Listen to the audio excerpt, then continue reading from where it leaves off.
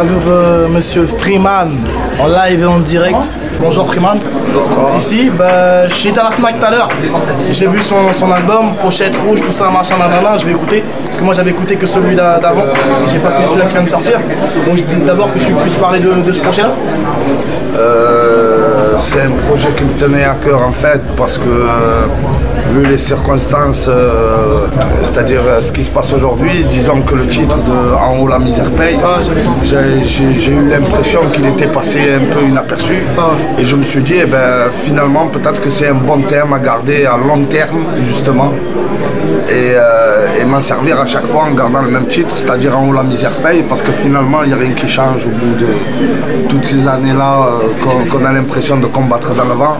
Donc j'ai trouvé que c'était un bon truc à faire, donc voilà, je me suis concentré dessus, pas mal d'invités, beaucoup de gens du Nord aussi, c'est un peu toutes les participations que j'ai faites à droite à gauche, donc voilà, il n'y a pas eu d'histoire de département ou quoi que ce soit, de toute façon que ce soit les mecs d'Estime, de Paris ou que ce soit le Cercle Vicieux, ça m'a fait plaisir justement de les réunir sur ce projet-là, ça faisait 6 ans qu'ils n'avaient pas fait un morceau ensemble, donc le fait de les réunir, ça m'a fait un peu plaisir, tu vois, de retrouver des potes avec qui j'ai gardé toujours contact, que ce soit Bazooka, Guevara, Double H, donc voilà, tous ces mecs-là, c'est des mecs que je connais depuis un bail, et donc voilà, c'était normal pour moi de les faire intervenir dans ce projet-là, parce que c'est des MC qui me tiennent à cœur, parce que c'est le mot qu'on a oublié justement, puisque je vois Ayam Hip Hop, le mot B-Boy on l'a oublié, et je pense qu'ils font partie de ces gens-là qui travaillent dans le fond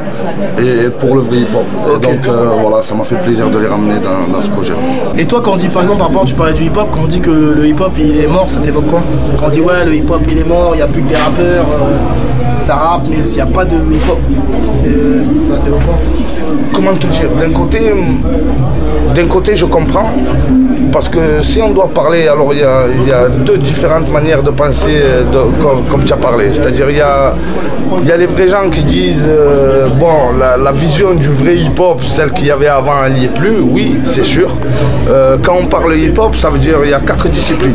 C'est pas le rappeur. Faut expliquer aux gens justement, voilà, parce que exactement. Donc par rapport à ça, oui, c'est sûr que il y a un changement. Et puis après, tu as d'un autre côté les gens qui ont envie d'écouter que ce qu'ils ont envie d'écouter.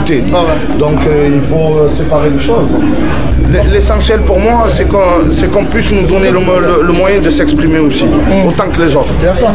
Là où il y a le vrai problème, là où on ne s'est pas concerné tous, le hip-hop par exemple, c'est de se poser la question pourquoi justement un Akhenaton il fait un Canal+, pourquoi un Booba il fait un TF1 ou Joe Star il fait un TF1, et tous les groupes qu'on connaît qui ont du sens, qui ont des paroles, etc. ne peuvent pas le faire. Elle est là la vraie question. Est-ce que tu penses que c'est les médias qui sont dans la faute, entre guillemets, ou c'est les artistes eux-mêmes qui ont changé leur discours par rapport à ce qu'ils véhiculaient ou ce qu'ils avaient dans les propos? Je pense que, je dirais, comme on dit à Marseille, c'est un peu dans la charba. Il y a un peu de tout le monde, il y a un peu de la part de tout le monde. Donc après, mais c'est sûr que derrière, les médias restent les seuls patrons. Et quoi qu'ils en disent les artistes, c'est eux qui décident. C'est les médias et quand je parle des médias, c'est tout mélangé, c'est-à-dire télé, radio et puis papier. Donc voilà, là où je pense que c'est devenu grave, c'est qu'aujourd'hui, si un artiste il n'arrive pas avec une grosse maison de disques derrière lui, avec un chèque, avec 10 euros, eh ben, tu passes pas à la radio. Après, voilà, moi je pense qu'il y a, au-delà des combats à l'intérieur, etc., moi je pense que déjà, il y a un vrai combat à mener autour du hip-hop, c'est-à-dire préserver le hip-hop lui-même et oublier les personnages. Je t'ai vu, les derniers concerts que j'ai vu de toi, c'est à l'Élysée-Montmartre. Ouais. Et j'ai kiffé parce que en fait, je t'avais jamais vu en concert, parce que je suis de Paris. Et tu t'es éclaté comme jamais tu t'es éclaté. T'étais le seul, t'as dit hey, nique sa mère, on est là, on fait c'est de la musique, poteau. Et t'as vu nous un peu dans cet esprit en disant ça reste de la musique. Et j'ai dit putain, drapeau de l'Algérie, tout ça, j'ai dit c'est le seul mec. Il se prend pas au sérieux. Tout le monde arrivait en tant que ouais, mon 9-2, mon truc, mon machin. Il est arrivé en tant que je m'amuse et c'est de la musique. Et tout le monde a pété les plombs parce qu'ils ont kiffé. Ils ont dit oh, le gars il arrive, il passe du rail, il rappe un texte, il revient. Et moi j'étais avec une bande d'amis, on a dit putain il tue. Il est là et justement pour parler un peu de la controverse que ça fait, c'est qu'à un moment on se dit mais quoi, il y a une distinction avec Aya, à un moment quoi, il a dit fuck Aya, il a dit fuck Aya, on savait plus ce qui s'est passé. Mais dans comment le show que t'as fait, on a compris que tu t'es amusé, t'es libre. Voilà, c'est le mot que je voulais dire. C'est toujours le principe. Le principe c'est s'amuser et puis si on arrive à faire quelque chose dans le domaine du hip-hop, sur un point de vue général, national, si on arrive à faire quelque chose, on arrive à amener une petite pierre à l'édifice du hip-hop, ben, tant mieux, on y arrive. Mais à la base, ça reste dans la musique, ça c'est sûr. Ok. Merci Freeman. Alors on met à l'envers. Merci vieux. Merci à toi. Oh, ça fait plaisir. Si.